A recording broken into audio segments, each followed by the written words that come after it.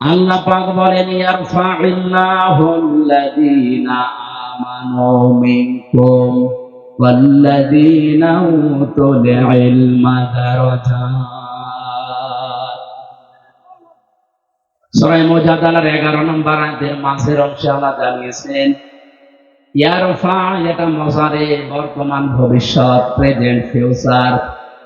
দিন যত যাবে এই পৃথিবীতে যারা তোমাদের ভেতরে ঈমান এনেছে, ঈমান পেয়েছে, এ কথা আল্লাহ এখানে বলেন নাই।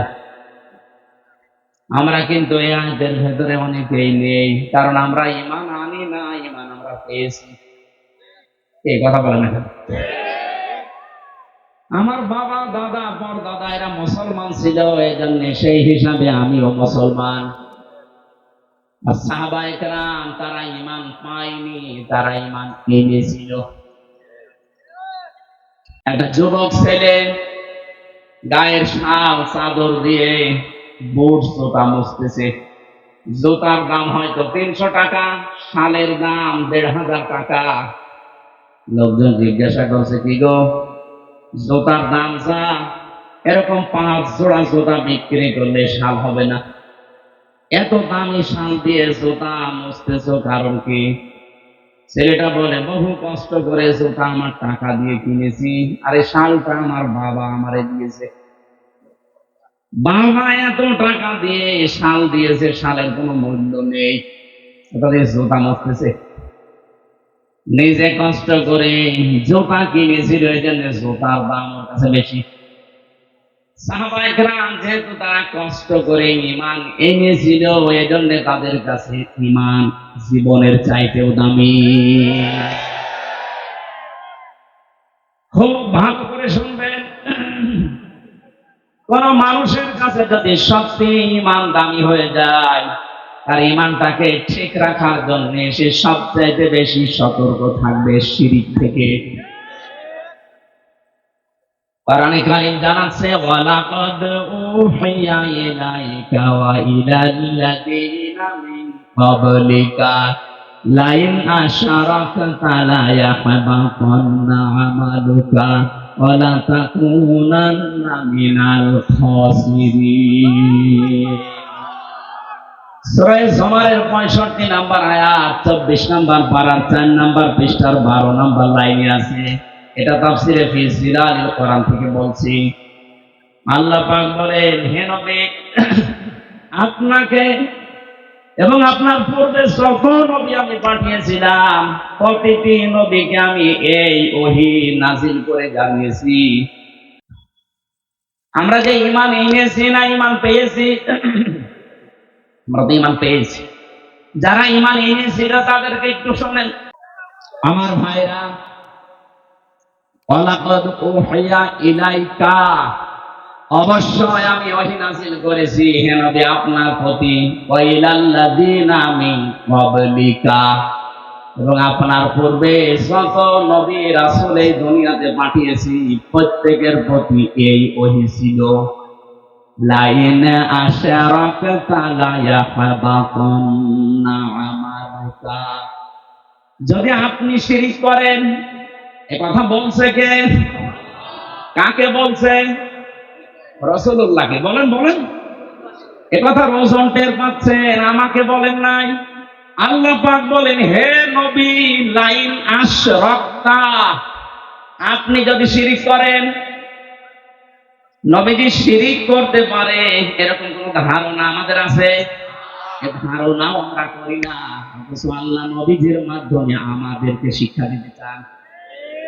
লাইন আশরাকতা, যদি শিরক করেন আপনি, লা ইয়াহবাতান্না আমালুকা, লামে তাকে মনে সাকিলা, আল্লাহ গ্যারান্টি দিয়ে জানিয়েছেন, হে নবী, আপনার আমল আমি কিন্তু রাখবো না, নষ্ট করে দেব।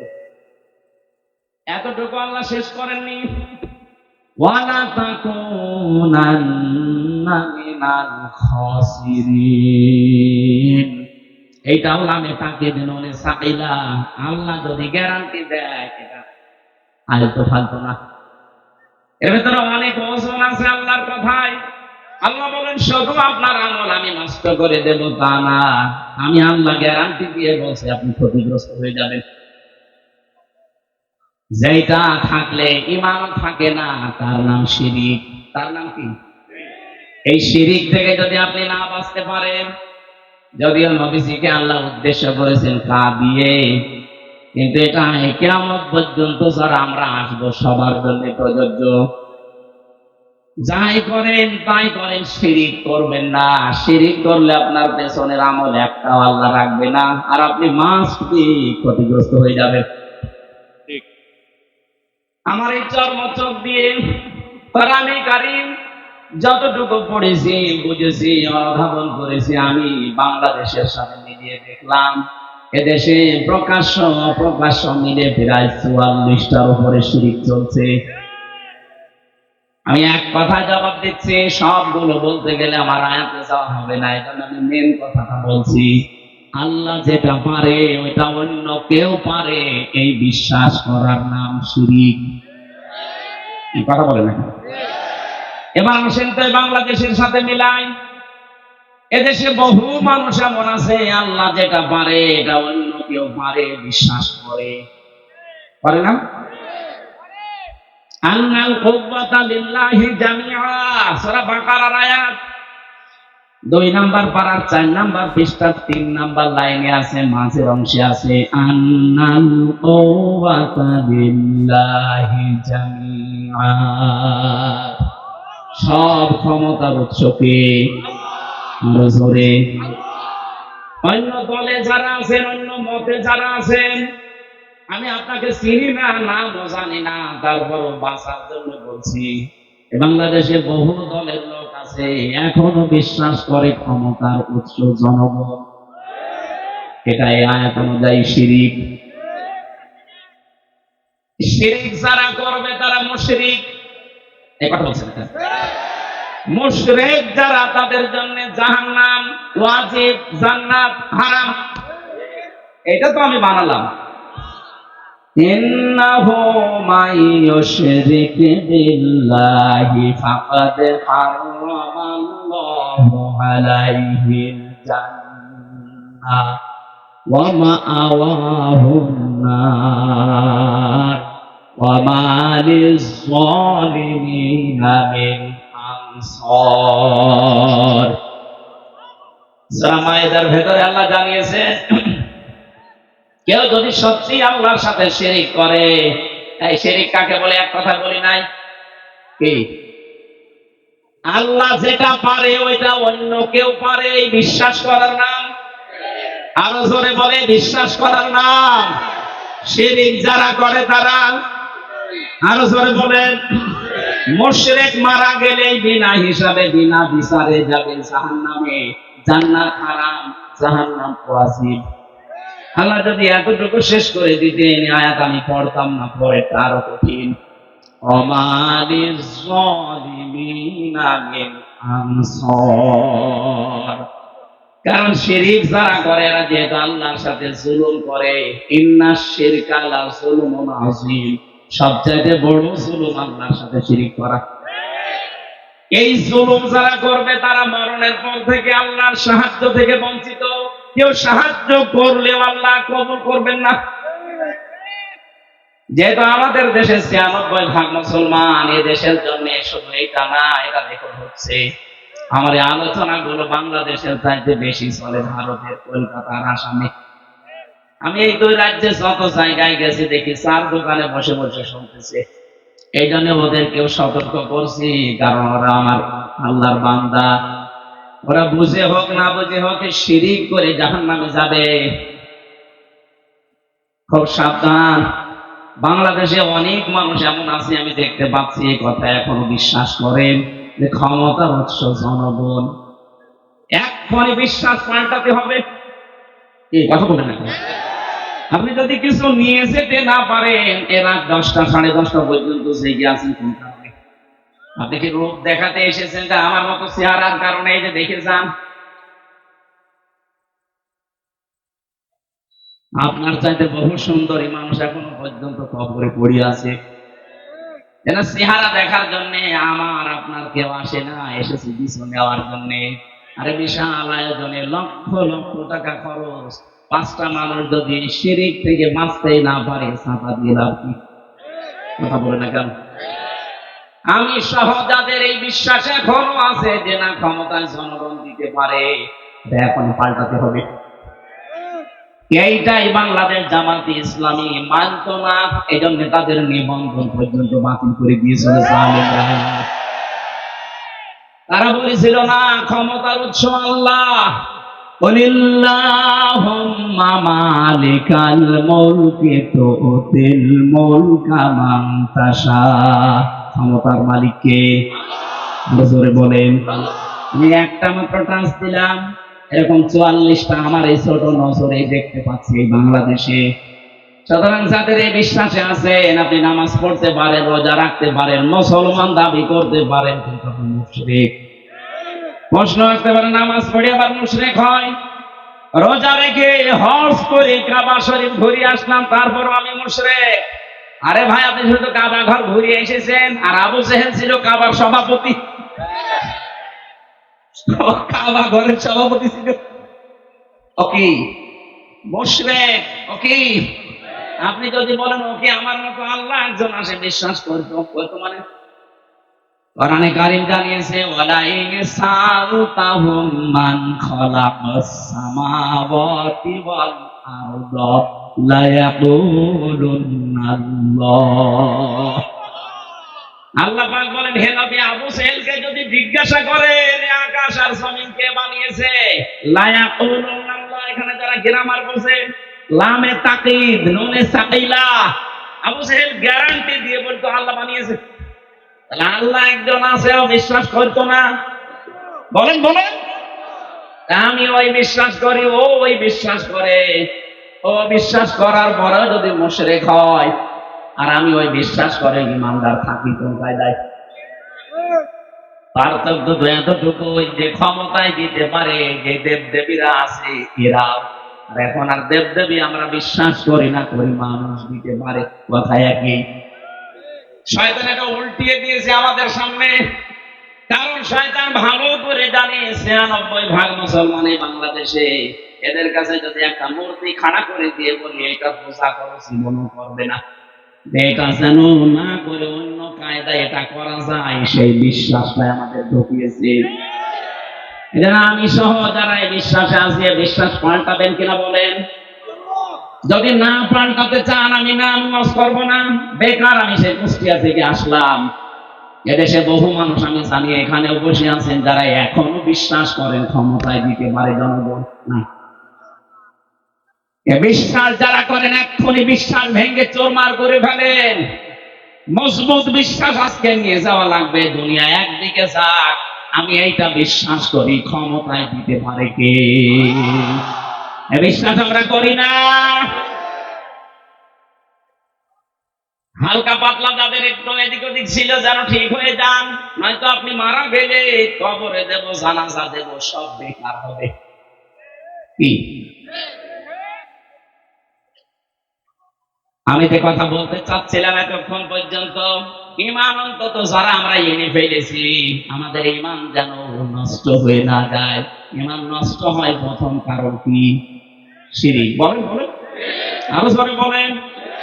এবার আমি আর একবার বলছি, শেষ বলা, আল্লাহ যেটা পারে ওইটা অন্য কেউ পারে, এই বিশ্বাস করার নাম শিরক। যারা করে তারা, কিন্তু একটা বললাম এই বিশ্বাস নিয়ে বহু মহিলা বসে আছে প্যান্ডেলে, ওরা এখনো পর্যন্ত বিশ্বাস করে সন্তান দিতে পারে কোন পীর সাহেব বাবা। করে না? আপনারা এখনই পাল্টাবেন। কিয়ামত পর্যন্ত যদি আপনি হায়াত পান, সন্তান না হয়, মনে করবেন আল্লাহ দিচ্ছে না, কারণ এটা দেওয়ার একচ্ছত্র মালিকানা আল্লাহর। লিল্লাহি মুলকুস সামাওয়াতি ওয়াল আরদ ইয়াখলুকু মা ইয়াশা ইয়াহাবু লিমান ইয়াশাউ ইনাসা ওয়া ইয়াহাবু লিমান ইয়াশাউ। সূরা শুরার 49 নম্বরে আয়াত অনুযায়ী প্রমাণ হয় আসমান জমিনের মুলকিয়াতের মালিক, রাজত্বের মালিক আল্লাহ। যাকে ইচ্ছা তাকে সন্তান দান করে, মেয়ে দেয়, ছেলে দেয়। যাকে ইচ্ছা আল্লাহ কিছু দেয় না, বন্ধা করে রাখে। সবকিছু ক্ষমতার মালিককে। সুতরাং কোন মহিলা যেন কোন সন্তানের জন্য কোন দরগায়, কোন মাজারে পীর সাহেব জিন্দা হোক আর মরা হোক জীবন আর যাবেন না। ছেলে মেয়ে না হয় না হোক, আপনি শিরিক করতে পারেন না। কথা বলেন না কেন? এই যে 44টা বলছিলাম, এটা 2 নাম্বার গেল। 3 নাম্বারটা বলছি, আমি সবগুলো না বললে অন্তত ক্লাস দেই। কোরআনে কারিমে সূরা আরাফ 154 নাম্বার আয়াত শেষের দিকে আছে। আল্লাহ পাক বলেন আলা লাহুল খালকু ওয়াল আমর তাবারাকাল্লাহু রাব্বুল আলামিন।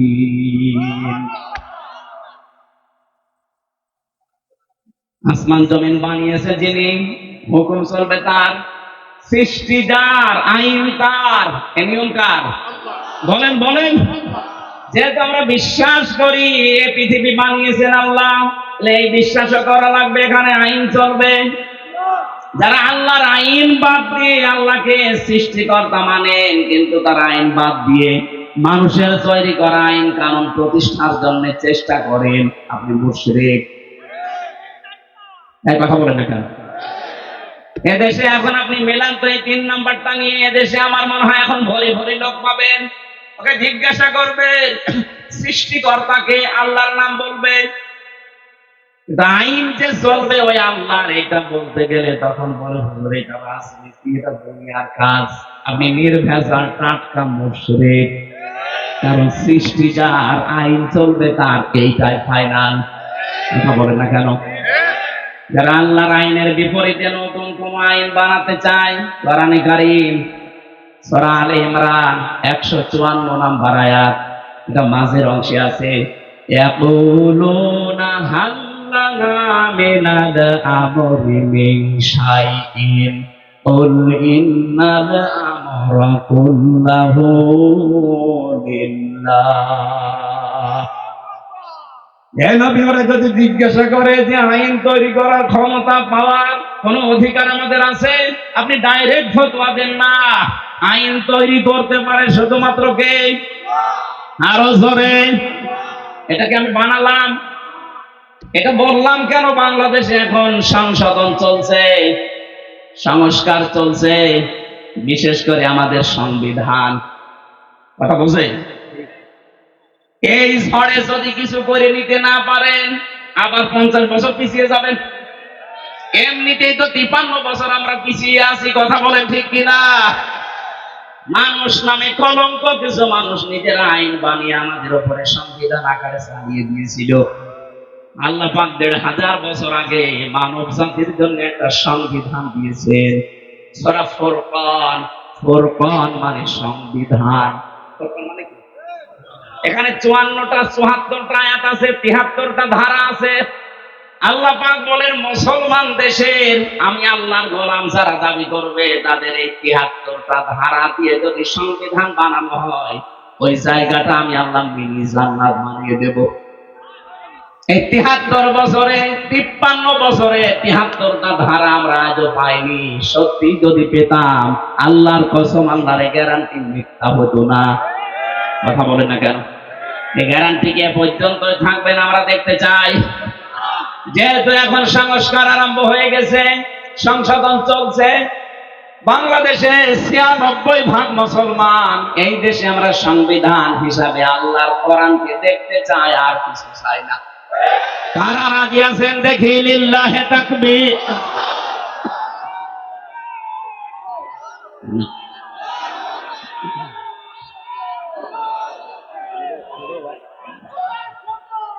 ঠিক আছে, আলহামদুলিল্লাহ ভাই। কথা বুঝলেই হবে, তাকবীর না দিলেও সমস্যা নেই, কথা বুঝলে হবে। বসে আমার একটা একটা করে সবগুলো বলা সময় নেই, আমি তাড়াতাড়ি তাফসীরে প্রবেশ করছি। যেটা বললাম খুব গুরুত্বপূর্ণ বিষয়, আমাদের ঈমান থাকা না থাকার বিষয়। এজন্য মানুষের মর্যাদা দিনের পর দিন আল্লাহ বাড়াবে তাদের, এই পৃথিবীতে যে মানুষগুলো ঈমান আনবে, ঈমান পাবে না। আমরা ঈমান পেয়েছি না ঈমান এনেছি? আমরা ঈমান আনতে চাই। আমার ভাইরা, 2 নম্বরে ওয়াল্লাযীনা উতুল ইলমা দারাজাত। আমাদের ভেতরে যারা ইলম পাবে, তারা জাত দিয়েছেন বহু বছর। দিন যত যাবে তত তাদের মর্যাদা আল্লাহ বাড়াতেই থাকবে। ওয়ালা তাজিদান্নাহুম আহরাসান নাসি আলা হায়াতি ওয়া মিনাল্লাযীনা আশরাকু ইয়াওয়াদ্দু আহাদুহুম লাউ ইউআম্মারু আলফা সানা। আল্লাহ পাক বলেন, হে নবী, জীবনের উপরে সবচাইতে বেশি আহারাস, বেশি ভালোবাসা, মহব্বত, আসক্তি দেখতে পাবেন এই দুনিয়াতে মুশরিকদের। ওদেরকে যদি বলেন তোমরা 1000 বছর বেঁচে থাকবে, ওরা বলবে আরো বাঁচতে চায়। এই জন্য একটু বন্ধ করে দিয়েছি আমরা ওই দেশে যাওয়া আসা। ওরা দেখেন মরণের ভয় এখন অস্থির হয়ে পড়েছে। 2-1 দিন দেখছেন না দাদারা কি শুরু করেছে? এই জন্য কথা বলা এইটাই আমার শেষ। আবার কথা বলতে পারবো কিনা জানি না। যা বলছি অক্ষরে অক্ষরে পালন করা লাগবে। দুনিয়াতে যদি আপনি জ্ঞান অনুযায়ী সত্যি আমল করতে না পারেন, হয়তো সামনাসামনি দেখে আপনাকে অনেকে সম্মান করতে পারে। দিন যত যাবে আপনার সম্মান আল্লাহ একেবারে তলানিতে পৌঁছিয়ে দেবে। আল্লামা দেলাওয়ার হোসাইন সাইদি রহমতুল্লাহ আলাইহি শহীদ, এই লোকটা দুনিয়া থেকে বিদায় নিয়েছে ঠিক। দিন যত যাচ্ছে তার জন্য দোয়া বাড়তেছে। কথা বলেন না কেন? আর জালেম সেই কয়টা বিদায় নিলে কয়দিনে, ওরাও তো ছিল ক্ষমতায়। ওরা দিন যত যাচ্ছে মানুষের ঘৃণা তত বেশি হচ্ছে তাদের প্রতি। এই জন্য যারা এলেম অনুযায়ী আমল করেননি তারা আলেম না, তারা আল্লাহর কাছে জালেম।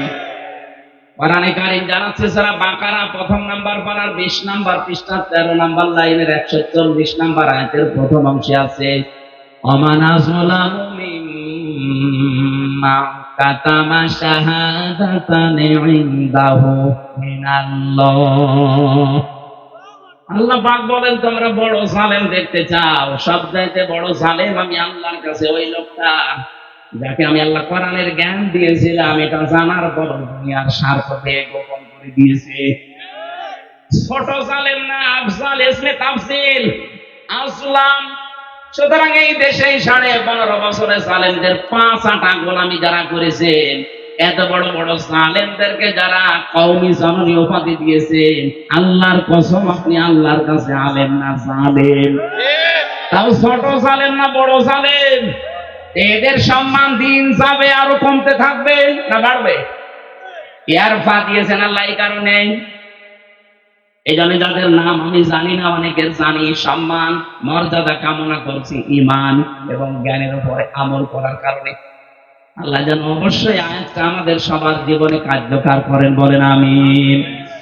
দরুদ আর সালাম পাঠ করছি নবী মুহাম্মদ রাসূলুল্লাহ সাল্লাল্লাহু আলাইহি ওয়াসাল্লামের প্রতি। এই যে কোরআনে কারীম পড়তে গেলে 29টা অক্ষর জানার মাধ্যমে পড়া লাগে, আলিফ থেকে ইয়া। প্রতিটি অক্ষরের দিকে তাকিয়ে দেখবেন প্রত্যেকটা অক্ষরে আমার নবীর সম্মান আল্লাহ বাড়িয়েছেন। আলিফ দিয়ে তিনি জানিয়েছেন আহমদ প্রশংসিত, বা দিয়ে তিনি জানিয়েছেন বাশীর সুসংবাদদাতা, তা দিয়ে তিনি জানিয়েছেন মুত্তাকি আত্মসংযমকারী, সা দিয়ে তিনি জানিয়েছেন মুদ্দাসসির কম্বলওয়ালা, জিম দিয়ে তিনি জানিয়েছেন জামিল সুন্দর, হা দিয়ে তিনি জানিয়েছেন হামিম অন্তরঙ্গ বন্ধু, খ দিয়ে তিনি জানিয়েছেন খাতামান নাবিয়্যিন শেষ নবী।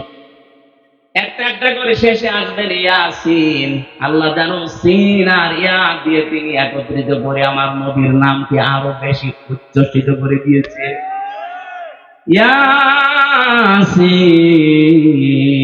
ইয়াসিন।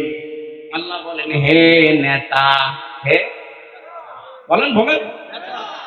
সিন শব্দটা তাফসীরে কাবীর আল্লামা ফখরুদ্দীন রাজি রাহমাতুল্লাহ আলাইহি 5টা অর্থে তিনি ব্যবহার করেছেন।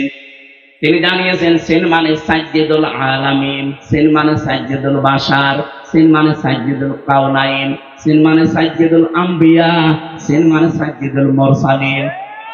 এক একটা শব্দের ভেতরে তাফসীরে এত কথা তিনি লিখেছেন, আমি যদি 5টা শব্দেরও ব্যাখ্যা করতাম তাহলে 2 ঘন্টা সময় লাগবে, এত কথা আছে।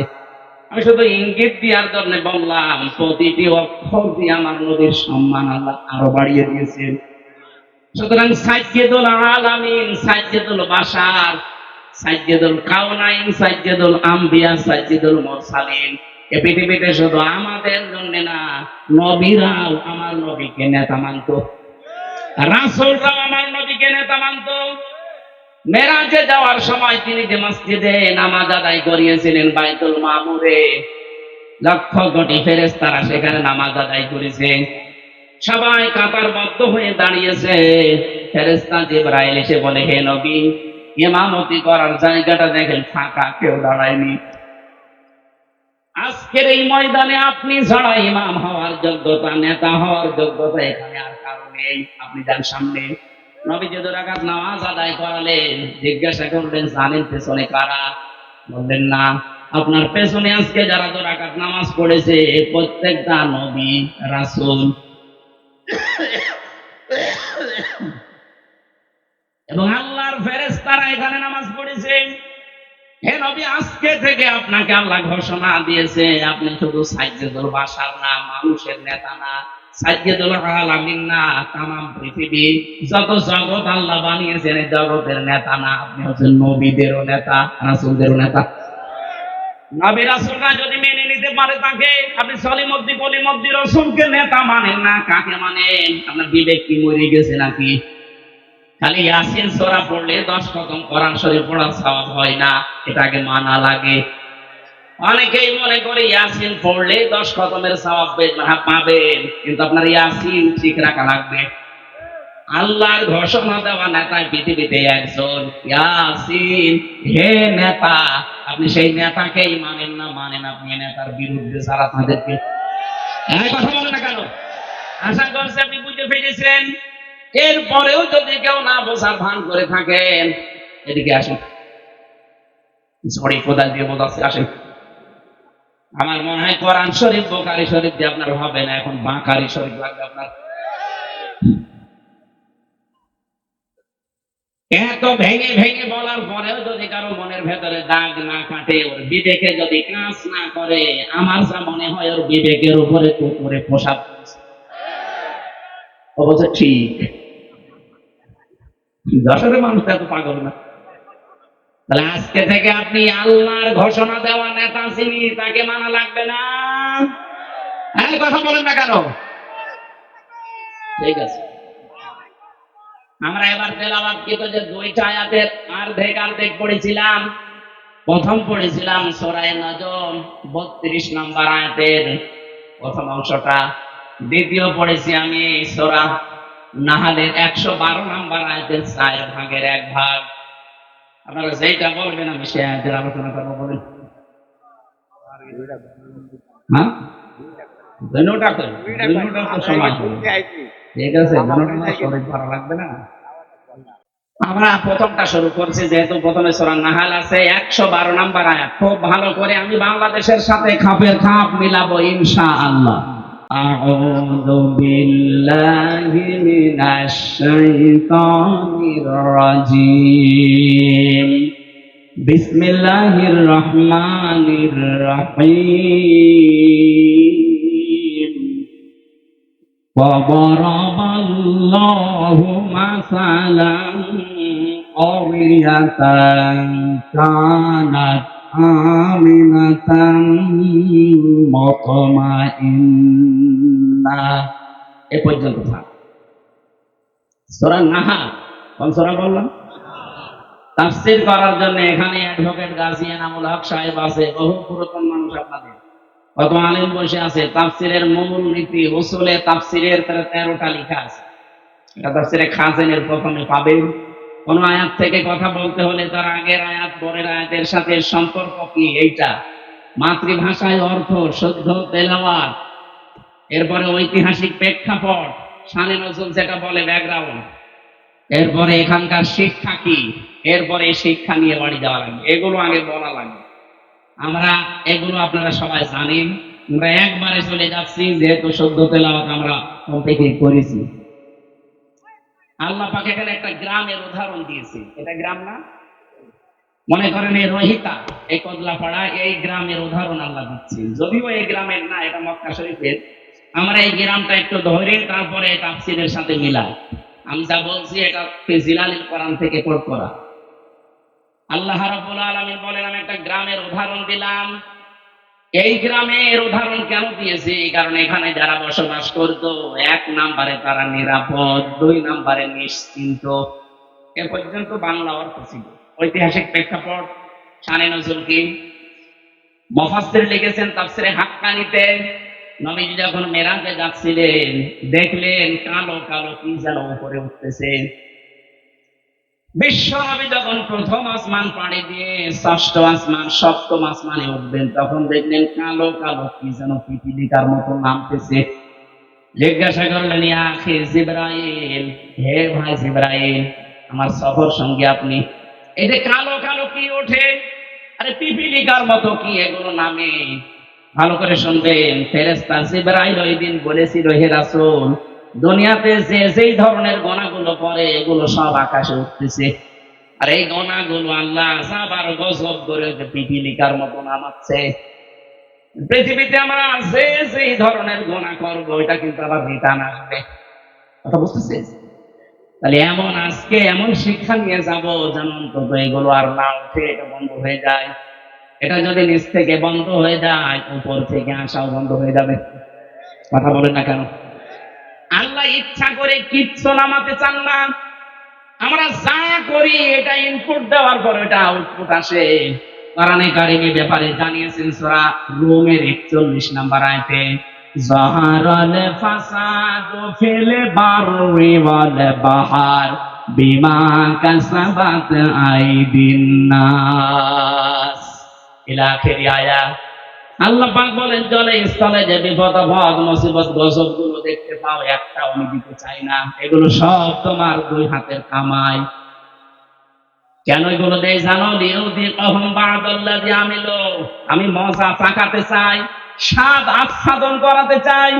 তোমরা যে অপরাধ গুলো করো, আমল করো, কাজ করো, এই কাজের কিছু প্রতিদান আমি দুনিয়ায় পাঠাই, আল্লাহ আর জীবন, আশা করি তোমরা ফিরে আসবে।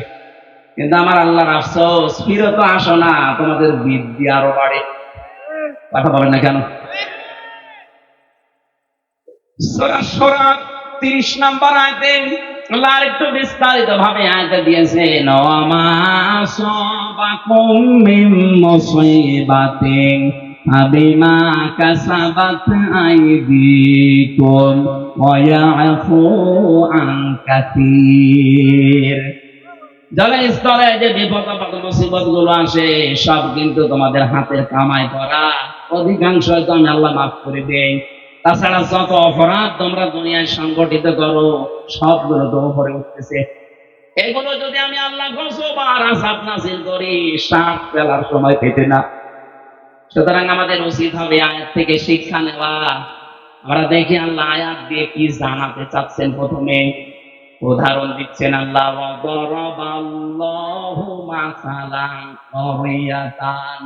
দরাবা মানে দৃষ্টান্ত দেওয়া, এই দৃষ্টান্ত, উদাহরণ, উপমা দিচ্ছে কে? এই দেখেন, ওয়াদরাবাল্লাহু মাসালান ক্বরিয়াতান কানাত আমিনাতান মুতমাইন্নাহ। আল্লাহ বলেন, আমি নিজে উদাহরণ দিলাম, উপমা দিলাম, দৃষ্টান্ত দিলাম একটা গ্রামের। কি সেই গ্রামে ছিল জানো? ওই গ্রামের মানুষগুলো নিরাপদ ছিল এবং নিশ্চিন্ত ছিল। তাফসীরে ইবনে কাসিরের ভেতরে ব্যাখ্যায় লিখেছে, এই গ্রাম বলতে আল্লাহ মক্কা শরীফকে বুঝিয়েছেন। ওই জামানা পর্যন্ত মানুষ তামাম দুনিয়ায় এমন কাবার আশপাশ পর্যন্ত কেউ নিরাপদে ছিল না। চুরি ডাকাতি সন্ত্রাসী চিন্তায় মানুষের কোনো গ্যারান্টি ছিল না বেঁচে থাকার আশপাশে। কিন্তু কাবার আশপাশ গুলোতে যারা কাবার চত্বরের ভেতরে আসবে, আল্লাহ তাদের নিরাপদ এবং নিশ্চিন্ত করে দিয়েছিলেন। আল্লাহ বলেন, এতটুকু আমি শেষ করিনি, ইয়াতিহা রিজকুহা রাগাদাম মিন কুল্লি মাকান। বিভিন্ন জায়গা থেকে আমি আল্লাহ তাদের জীবন উপকরণ পাঠিয়েছিলাম। আশপাশে ইয়ামেন ছিল, সিরিয়া ছিল। আজকে সিরিয়া বিজয় হয়নি। এই সমস্ত আশপাশ দেশ থেকে তাদের রিস্কের যে জীবন উপকরণ লাগে, রিজিক সব আমি পাঠাতাম।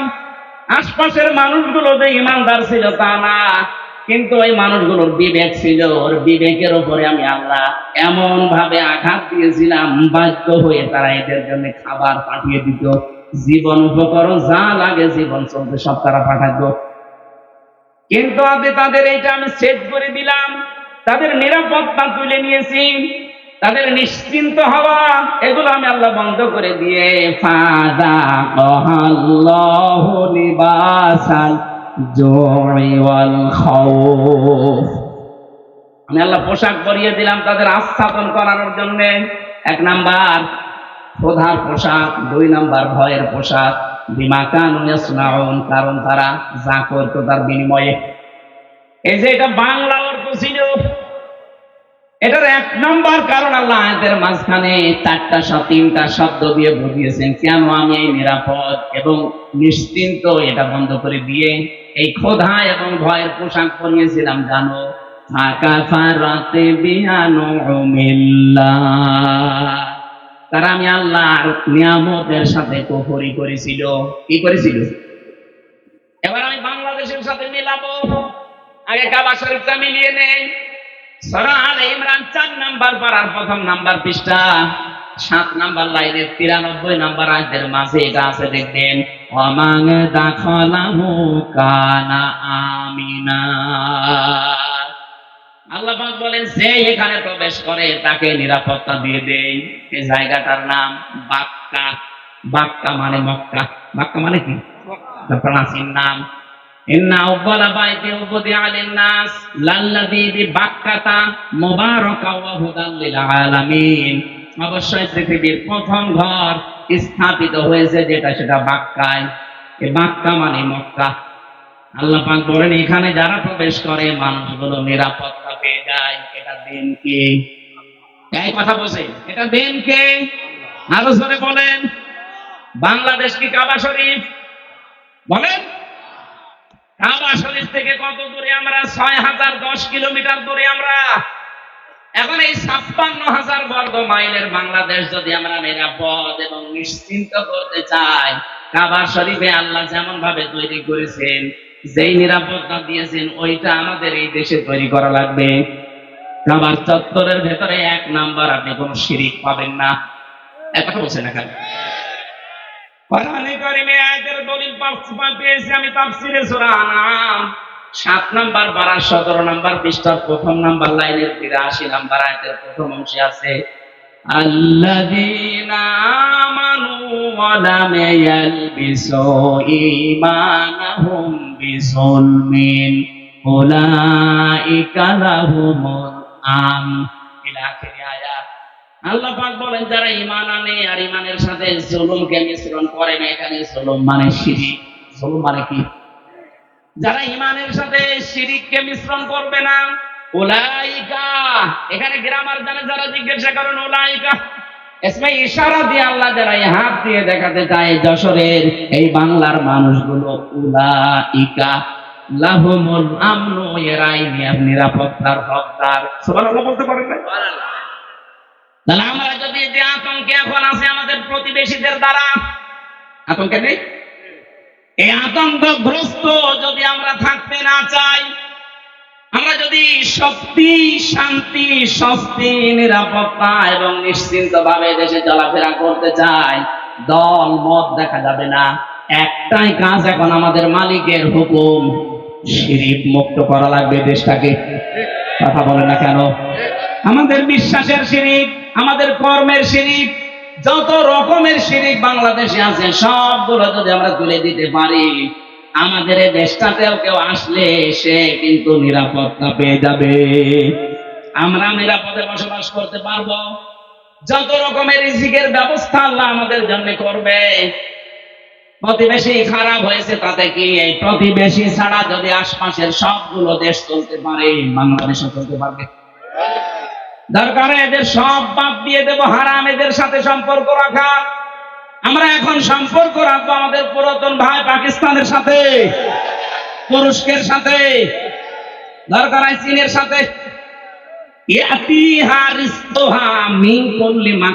প্রতিটি জায়গা থেকে রিজিক আসবে।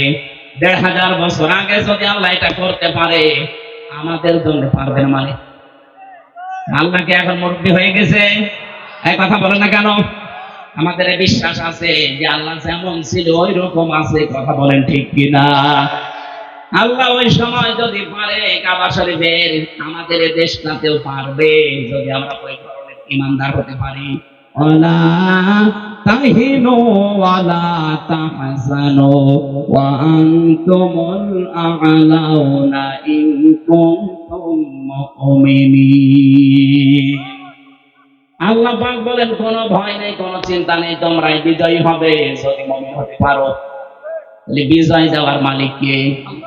মুমিন হওয়ার মালিক অবশ্যই আল্লাহ। আল্লাহ মুমিন হবে? আল্লাহ তো মুমিন আছে, আল্লাহর নাম মুমিন না?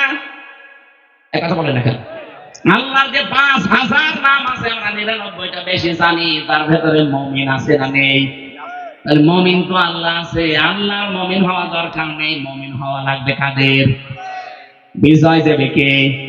কোনো চিন্তা নেই, কোনো দুঃখ নেই, কারণ যারা আমরা এই কথা বলে ফেলেছি, ইন্না সলাতি ওয়া নুসুকি ওয়া মাহইয়ায়া ওয়া মামাতি লিল্লাহি রাব্বিল আলামিন।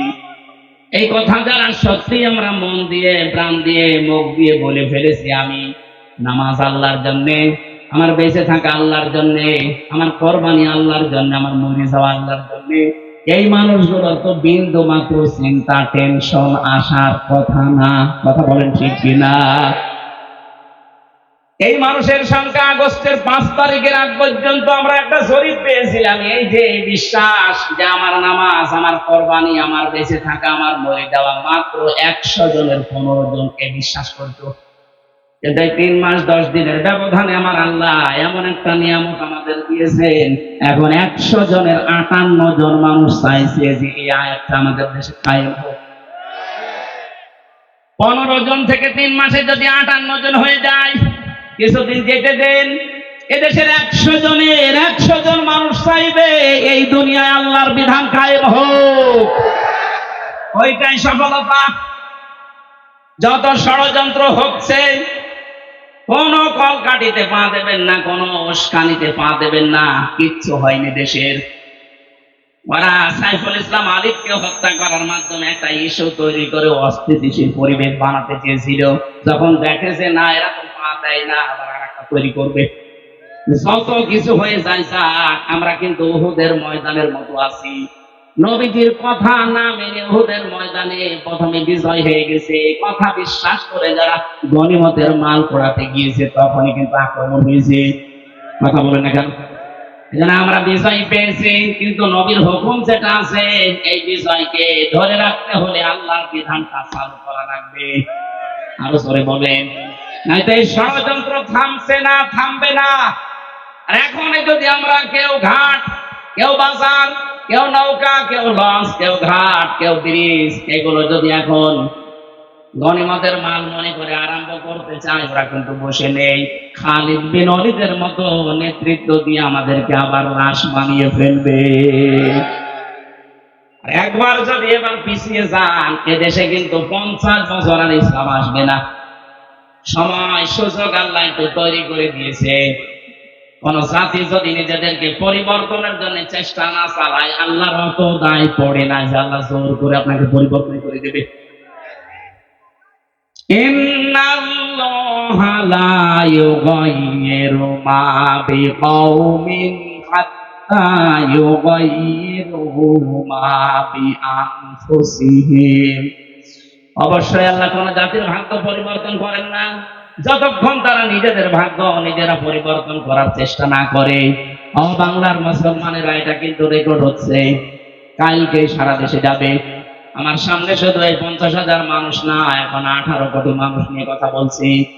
সাবধান, আমরা নিজেদেরকে পরিবর্তনের সময় আল্লাহ হাতে তুলে দিয়েছে। এইটাও যদি এবার আপনি মিস করেন, ভুল করেন, বিশ্বাস করেন 53 বছর না 153 বছর পেছিয়ে যাওয়া লাগবে। রিস্কে নিয়ে কোনো চিন্তা নেই।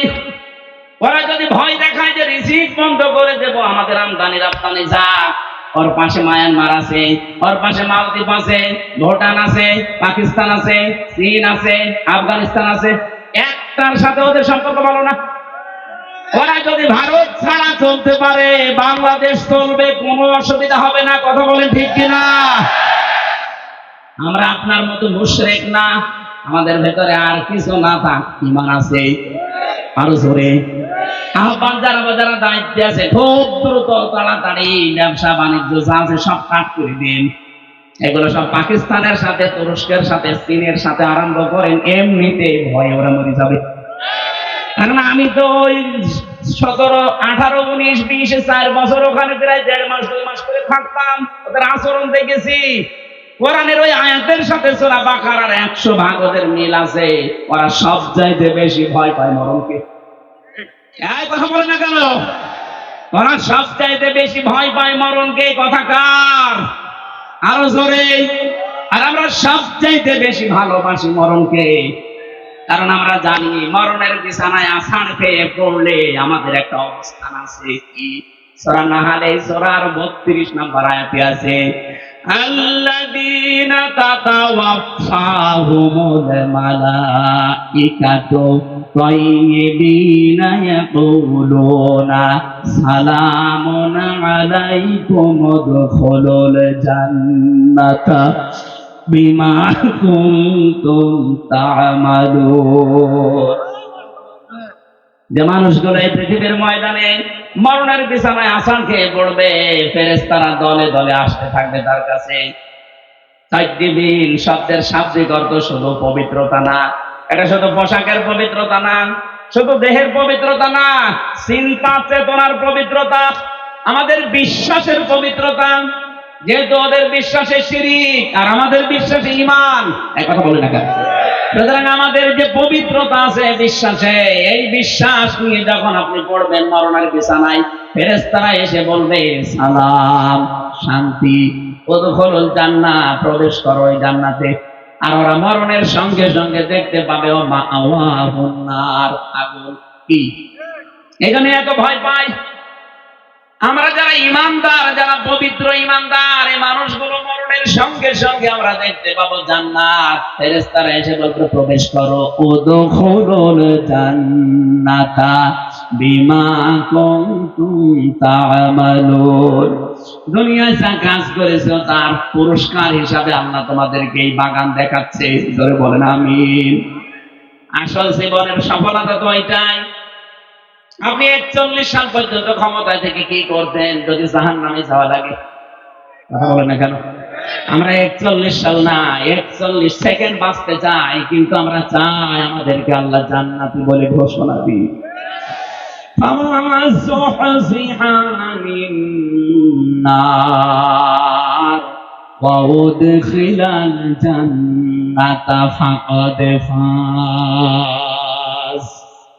আল্লাহ পাক বলেন দুনিয়ার জীবন আসল জীবন না, ওই লোকটাই তো সফল যাকে আমি আল্লাহ জাহান্নাম থেকে মুক্ত করে জান্নাতি বলে ঘোষণা দিয়ে দিয়েছি।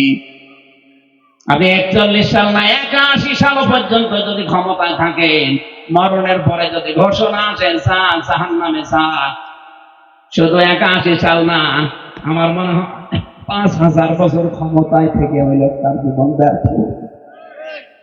এর পরের আয়াতে আল্লাহ আমাদেরকে সতর্ক বাণী দিয়েছেন, ওমাল হায়াতুদ দুনিয়া ইল্লা মাতাউল গুরুর। হে পৃথিবীবাসী, দুনিয়ার জীবনটা কিন্তু ধোঁকা। দুনিয়ার জীবন কি? আর জোরে বলেন। এটা ধোঁকা। তোমার মা বাবা ধোঁকা, সন্তানাদি ধোঁকা, স্ত্রী ধোঁকা। বিশ্বাস হয় না। যাদের জন্য বৈধ অবৈধ নেই, বাবা শাহজালাল, সব হালাল বলে উপায় করতেছ। কোটি কোটি টাকার সম্পদ রেখে যাচ্ছ, মারা যাও, মাত্র 100 বছর পরে তুমি ফিরে আসো, আমি গ্যারান্টি দিলাম 100 বছর পরে যশোরে এসে এটা বিশাল খালা বানিয়েছিল চাকলাদার সাহেব। 100 বছর পরে যদি চাকলাদার সাহেব এসে ওই যে কি জানো নাম ওটা, জাবির হোটেল, ওই হোটেলের সামনে এসে যদি বলে হোটেল আমি বানিয়েছিলাম, এটা আমার শ্রমিক, আমার মনে হয় 100 বছর পরে ওই জায়গায় অবশ্যই কেউ না কেউ বাস করবে। কথা বলে না কেন? 100 বছর পরে যারা বাস করবে, শাইন চাকলাদার সাহেব না, যত বড় মাস্তান এসে বলুক এটা আমার ছিল, দাঁত ফেলে দেবে। কিসের চাকলাদার আপনি? আপনার যদি থাকার জায়গা না থাকে, পালবাড়ি মোড়ে যে মসজিদ আছে, বারান্দায় থেকে রাত্রে কেটে পড়ে, কি আমি বানিয়ে বলছি? এইটাই হবে দুনিয়ার জীবনই এইটা। এখানে কার জন্য আপনি কি করছেন? আল্লাহ ফাঁকা ফারাত বিয়ান মিল্লা দিয়েছেন, ওরা আল্লাহর নিয়ামত গুলো দিয়েছিল, বিভিন্ন দিক থেকে আসছিল, কিন্তু ওরা কুফরি করেছিল, নাফরমানি করে ঢেকে ফেলেছিল। আর যারা বৈধ অবৈধ নেই বিশাল কিছু তৈরি করে যাচ্ছেন। আরে ভাই, আমি নিজে তো আমার 3 পুরুষের পরে আর চিনি না। আমার বাবা রিয়াজউদ্দিন, তার বাবা জাহান আলী, তার বাবা নমাজ আলী, এরপরে সাথে আমার জানা নেই। আমার মনে হয় এখন নমাজ আলীর বাবা যে কে ছিল সত্যি আমি জানি না। উনি যদি এখন এসে বলে হামজা এই বাড়ি, এই হালসা কুষ্টিয়া, এটা আমার বাড়ি, এই যে 2 তলা বাড়ি এটা আমি বানিয়েছিলাম, দাঁত মুখ খুলে ফেলাবো। কিসের নমাজ আলীর বাবা আপনি? আমি তো নমাজ আলীর পরে কাউকে চিনি না, তার নামও জানি না। নমাজ আলী পর্যন্ত যদি আসতো তাও হয়তো। এক কথা বলছে না কেন? অথচ লোকটা কিন্তু 60 বছর আগেও মারা যায়নি, 60 বছর আগেও সেই লোকটা মারা যায়নি, অথচ তারে আমি চিনি না। আর আমার মেয়ে তো তার জীবন চিনার কথাই না। আমার মেয়ে সর্বোচ্চ আমি হামজা, রিয়াজউদ্দিন, জাহান আলী পর্যন্ত চেনি। এরপরে জিজ্ঞাসা করবেন কি ফেরেশতা। যশোরবাসী, কথাগুলো আমি নিজের জন্য বলছি। আজকে থেকে কোনো হারাম কাজে দেওয়া যাবে না। যারা দায়িত্বে ছিলেন এই 15 বছর আপনার জন্য সূরা ইব্রাহিম, আলাম তারা ইলাল্লাযীনা বাদদালু নি'মাতাল্লাহি কুফরান ওয়া আহাল্লু কওমাহুম দারাল বাওয়ার জাহান্নামা ইয়াসলাউনাহা ওয়া বিসাল করার। আল্লাহ বলল নিয়ামত, হে নবী আপনি একটু দেখেন না কেন ওরা নিয়ামত পাওয়ার পরে ঢেকে ফেলেছিল, উপরে করে বদলিয়ে দিয়েছিল আমার নিয়ামতকে। এবং 2 নাম্বার ওয়াহাল্লু কওমাহুম দারাল বাওয়ার, ওরা জাতিকে জাহান্নামের দিকে পরিচালিত করেছিল। এই 15.5 বছরের মূর্তির মাধ্যমে আল্লাহর অবাধ্যতা বিভিন্ন জায়গায় চালু করে পুরা জাতিকে ওরা কিন্তু জাহান্নামের দিকে পরিচালিত করেছিল। কথা বলে না কেন? সব চাইতে এখানে যে আনুমিল্লাহ আল্লাহর নিয়ামত, আমি তাফসীরে ইবনে কাসিরে পেয়েছি, সব চাইতে বড় নিয়ামতের কথা আল্লাহ দিয়েছেন রাসূলুল্লাহর নাম। তাদের কাছে সব চাইতে বড় নিয়ামত ছিল আমার রাসূল। কিন্তু এই মানুষগুলো আমার রাসূলকে পাওয়ার পর তার যে কর্মসূচি গুলো, এটা সূরা আলে ইমরানের 164 নম্বর আয়াতের প্রথম অংশ পাবেন, লাকাদ মান্নাল্লাহু আলাল মুমিনিন ইলা আখিরি আয়াত। আমি আল্লাহ যত দয়া তোমাদের উপরে করলাম, সবচেয়ে বড় দয়া এইটা যে মুমিনদের উপরে আমি একজন রাসূল পাঠিয়েছি। এই রাসূলকে তারা পাওয়ার পরে মানে তো না, আনুগত্য করে না, আরো দেশ থেকে তাড়িয়ে দিয়েছিল। প্রশ্ন আসতে পারে সে তো 1000 বছর আগের কথা, এখন কি? হ্যাঁ এখন আছে। এখন রাসূল নেই, কিন্তু রাসূলের নায়েব আছে। এটা তো বলে না কেন?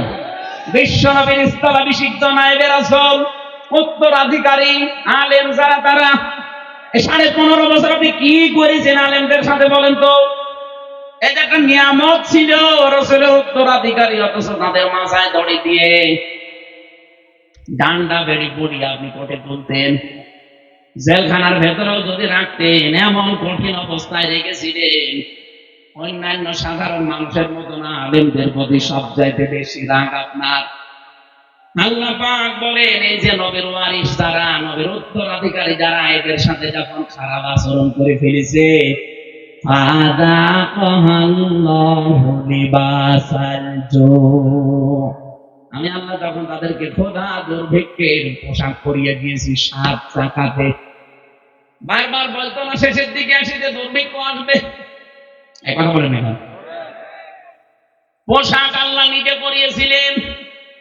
রিস্কের মালিক যেহেতু তিনি, এজন্য 18 কোটি মানুষের এখনো খাবারের অভাব নেই।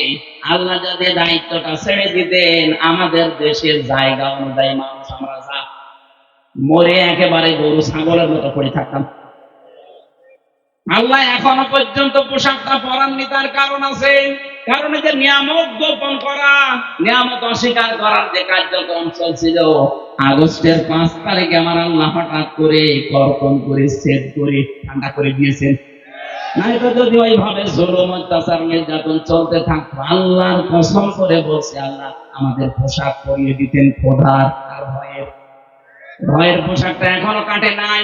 এই পোশাক কাটতে পারে, একটাই পদ্ধতি আছে, বিশ্ব নবীর 4 দফা কর্মসূচি মেনে নেওয়া লাগবে। কামার সালনা ফিকুম রাসূলাম মিনকুম ইয়াতলু আলাইকুম আয়াতিনা ওয়া ইউযাক্কিকুম ওয়া ইউআল্লিমুকুমুল কিতাবা ওয়াল হিকমা ওয়া ইউআল্লিমুকুম মা লাম তাকুনু তা'লামুন। বলেন আল্লাহু আকবার। 4টা কর্মসূচি এখন থেকে আমাদের হাতে নেওয়া লাগবে। 1 নম্বরে কোরআন তেলাওয়াত করে করে মানুষদেরকে বোঝাতে হবে, কারণ নবী নেই, এই দায়িত্ব এখন উম্মতে মুহাম্মদীর। কথা বলে না কেন? যেই দলে এই কর্মসূচি আছে যে কোরআন তেলাওয়াত করে মানুষকে বোঝায়, কোরআনে কারীম শিক্ষা দেয়, কোরআন দিয়ে পবিত্র করার জন্য ব্যক্তি, পরিবার, সমাজ, রাষ্ট্রকে চেষ্টা চালায়, কোরআনে কারীমের শিক্ষা ব্যবস্থাকে শিক্ষায় নিয়ে যাওয়ার জন্য যারা চেষ্টা করে, হিকমতের সহিত যারা কাজ করে, হিকমত মানে সুন্নাত, সুন্নাত অনুযায়ী এই কাজগুলো যারা আঞ্জাম দেয়, অবশ্যই আপনাকে এই কর্মসূচিগুলো দুনিয়ায় বাস্তবায়ন করা লাগবে রাসূলের পদ্ধতিতে। যে করছে আপনি সেখানে যাবেন। আপনাকে আমি বিএনপি, আপনাকে আমি জামাত ইসলামী, আপনাকে আমি চরমনাই করতে বলছি না। এই 4টা কর্মসূচি যাদের কাছে পাবেন, তাদের সাথে জোটবদ্ধ হয়ে, তাদের পেছনে থেকে সংঘবদ্ধ হয়ে আল্লাহর নবীর 4 দফা কর্মসূচি জমিনে বাস্তবায়নের জন্য চেষ্টা করবেন।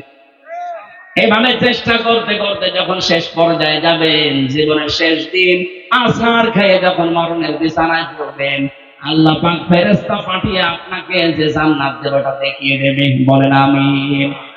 মা বোন যারা এসেছেন, আপনাদের জন্য ছোট্ট ওয়াজ আমারে, আপনার আদর্শ কিন্তু এই বলিউডের নায়িকারা না, বাংলাদেশের নায়িকারা না, আপনার আদর্শ হওয়া লাগবে হযরতে ফাতিমাতুজ জোহরা। কথা বলে না কেন? হযরতে খাদিজাতুল কুবরা। এই পৃথিবীতে একজন মহিলাকে জীবিত অবস্থায় আল্লাহ সালাম দিয়েছিলেন স্বামীর খেদমত করার কারণে, তার নাম খাদিজাতুল কুবরা। আজ অধিকাংশ মেয়েরা স্বামীর সম্মান, স্বামীর মর্যাদা বোঝে না। আপনি কি জানেন স্বামী কি? খালি বিছানায় থাকলে স্বামী না, এই যে মর্যাদা কত বেশি আল্লাহ দিয়েছে আপনার তুলনায়। নবীজি বলেন, মেয়েরা যদি আল্লাহ বাদে সেজদা দেওয়া জায়েজ থাকতো, মেয়েদের বলতাম স্বামীর পায়ে সেজদা করো। অথচ সেই স্বামীর হুকুম আপনি মানেন না, ফোঁটা দেন, স্বামীর নাফরমানি করেন, কুফরি করেন। এমনকি অনেক মহিলা আছে স্বামীকে ধরে মারে। এক কথা বলছে না কেন? বর হাতে মায়ের খাওয়া মানুষ দেশে আছে না নেই? সত্যি করে বলবেন, কোরআনের মাহফিলে কারা খেয়েছেন হাত তোলেন তো। আপনি আপনি খাবেন, আপনি তো তার কাটা। বিয়ে তো করে জানিও তো, তার সব কেটে দিয়েছে। আগে তো 500 কাটা ছিল, এখন সবই কেটে দিয়েছে। না, সম্মানিত মা বলে না, আমি হাসির খোরাকি দেয়নি। হাজারো মোবাইল আসে, হুজুর একটু একটু বলতে পারেন না, আমাদের ধরে ধরে মারে। আমি মানুষ। আশা করছে খুব সতর্ক থাকবেন এ ব্যাপারে। স্বামীর সম্মান অনেক বেশি, অনেক বেশি, মানে আল্লাহর আরশ পর্যন্ত। এই পৃথিবীতে একজন মানুষকে আল্লাহ আল্লাহ রাসূলের পরে স্থান দিয়েছেন, অথচ হাজারো মহিলা এই স্বামীকে কষ্ট দেওয়ার কারণে জাহান্নামে যাবে। নবী নিজে দেখেছেন। কারণ স্বামীর কুফরি করা, স্বামীর নাফরমানি করা, তাদের মনে কষ্ট দেওয়া। আল্লাহ যেন আপনাদের এলাকায় যে মেয়েগুলো আছে তাদেরকে বাঁচিয়ে দেন। বলে না আমিন। নবীজি তিরমিজি শরীফে জানিয়েছেন, ইদা নাসারা ইলাইহা সাররাতুহু, স্বামী যখন বাইরে থেকে আসবে, স্বামীকে আপনি আনন্দ দেবেন, অভ্যর্থনা জানাবেন। শুভেচ্ছা, স্বাগতম এগুলো জানিয়ে তাকে খুশি করবেন। 2 নম্বরে ওয়াইদা গাবা আনহা হাফিজাতুহু, স্বামী যখন বাইরে যাবে মাস্ট বি স্বামীর ইজ্জত এবং আবরু, স্বামীর সন্তান আর সম্পদ হেফাজত করে রাখবেন। ওয়াতুইনু আলা দীনি যাওজাতিহা, স্বামী যদি দিনের কাজ করে, মানবতার কাজ করে, মানুষের উপকারের কাজ করে, দিন কায়েমের কাজ করে, তাকে ছাড় দেবেন, সুযোগ দেবেন, তাকে উৎসাহ দেবেন, ছেড়ে দেবেন। আপনি সাহায্য করা দূরের কথা, আরো বাধা দেন। আপনি নামাজ পড়ে রোজা রেখে জীবন ও জান্নাত যেতে পারবেন না। 4 নম্বরে স্বামী যেটা জায়েজ হুকুম করে, যদি সত্যি জায়েজ হয়, জীবন থাকাকালে আপনাকে মানা লাগবে। আল্লাহ এই 4টা গুণ মেয়েদেরকে জান্নাত রাখবে বলে দিয়েছেন। যত মহিলা বসে আছে বিভিন্ন জায়গায়, এই 4টা গুণ অর্জন করে ফাতিমাতুজ জোহরা খাদিজাতুল কুবরার সাথে জান্নাতে যাওয়ার তৌফিক দেন, বলেন আমিন।